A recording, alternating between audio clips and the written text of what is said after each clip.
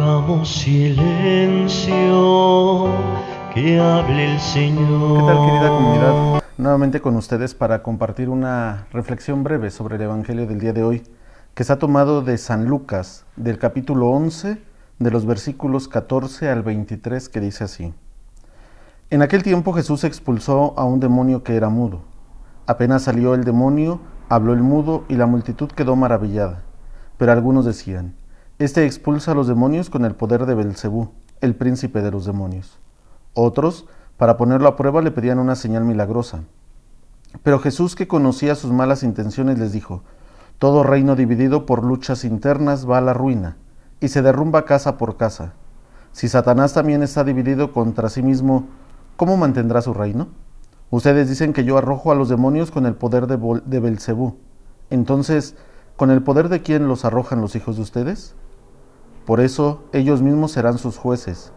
Pero si yo arrojo a los demonios con el dedo de Dios, eso significa que ha llegado a ustedes el reino de Dios. Cuando un hombre fuerte y bien armado guarda su palacio, sus bienes están seguros. Pero si otro más fuerte lo asalta y lo vence, entonces le quita las armas en que confiaba y dispone después de sus bienes. El que no está conmigo está contra mí, y el que no recoge conmigo desparrama. Palabra del Señor. Al escuchar este evangelio, podríamos recordar las palabras de un santo padre, San Irineo, que decía, la gloria de Dios es que el hombre viva. Y es que hay que descubrir definitivamente que todos los que critican a Jesús y empiezan a decir que destruía o que expulsaba a los demonios por el poder de Belcebú, se dan cuenta entonces de que él no es eso lo que quiere, porque el demonio lo que quiere es que el ser humano se aparte de Dios. El demonio lo que quiere es que el ser humano no esté con Dios, y entonces Dios no puede hacer eso, porque Él busca el bien del hombre. Él busca siempre que todos estén en esa sintonía, en ese amor y en esa gloria. Por eso es que Jesús no puede ser el mensajero del príncipe del mal, porque Él trae vida, trae bondad, trae misericordia. Y entonces el amor misericordioso de Dios es el que se da a sus hijos y a sus hijas. Es el que se da cuando hace algo bueno por el otro, cuando busca verdaderamente la realización del ser humano.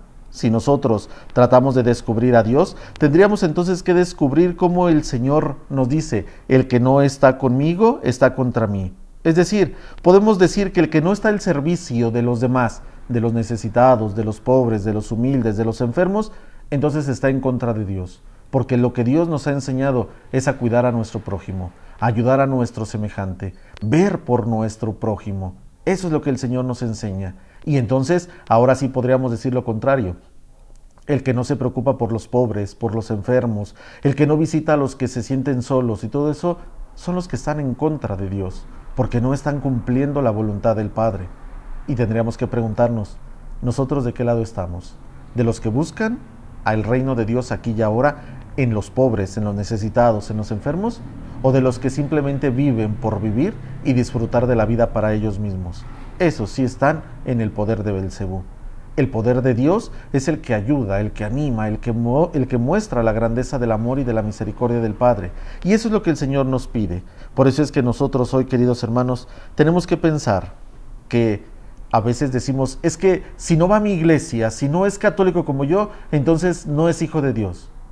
Y a veces hay que recordar que mucha gente que a veces no viene mucho a misa, que a veces no está muy cercano de Dios como lo podemos estar muchos de nosotros, pero también hacen cosas buenas por los demás, se preocupan por el prójimo. Y entonces no podemos encerrar a Dios solamente en nuestras paredes de nuestra parroquia, sino que tenemos que abrirlo, tenemos que dejar que los demás se acerquen a Dios y que ver que a lo mejor en las obras buenas que los demás hacen, el Señor nos está pidiendo también algo a nosotros. Que hoy podamos nosotros descubrir que el reino de Dios ya está aquí y ahora, y que nos invita a pensar en el pobre, en el necesitado, en el marginado, en el que está sufriendo, para que de esa manera podamos nosotros entender y comprender la grandeza del amor y la misericordia que el Padre tiene.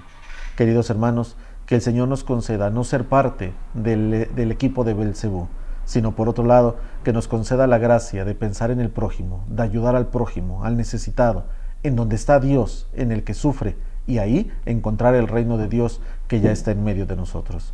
Que el Señor los bendiga.